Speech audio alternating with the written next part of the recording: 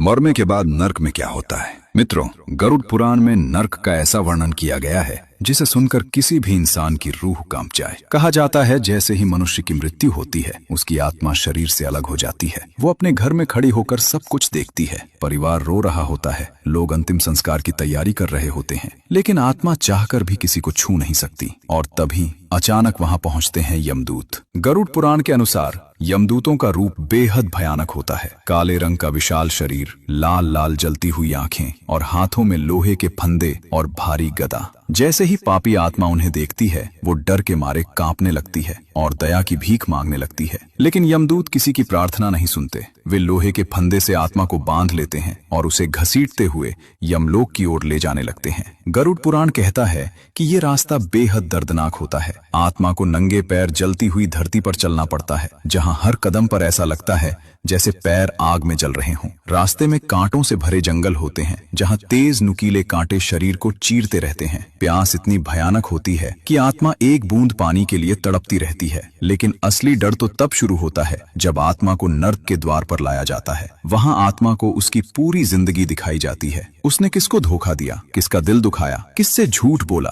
सब कुछ। और फिर शुरू होती है नर्क की भयानक सजा। गरुड़ पुराण बताता है कुछ पापियों को जलती हुई आग में डाल दिया जाता है, कुछ को उबलते तेल के कड़ाह में फेंक दिया जाता है और कुछ को तेज धार वाले हथियारों से भरे रास्ते पर दौड़ाया जाता है। वहां दर्द इतना भयानक होता है कि आत्मा चीख चीख कर दया की भीख मांगती है। उस समय आत्मा को अपने हर पाप याद आते हैं और वो रोते हुए सिर्फ एक ही बात कहती है, काश मैंने जिंदगी में पाप न किए होते। मित्रों, गरुड़ पुराण हमें डराने के लिए नहीं बल्कि सचेत करने के लिए ये सब बताता है। इसलिए आज से ही कोशिश करें किसी का दिल न दुखाएं, किसी के साथ अन्याय न करें और जितना हो सके अच्छे कर्म करें। क्योंकि याद रखिए, मृत्यु के बाद इंसान के साथ उसका धन नहीं, सिर्फ उसके कर्म ही जाते हैं। भगवान श्री हरि विष्णु के लिए वीडियो को लाइक शेयर जरूर करें।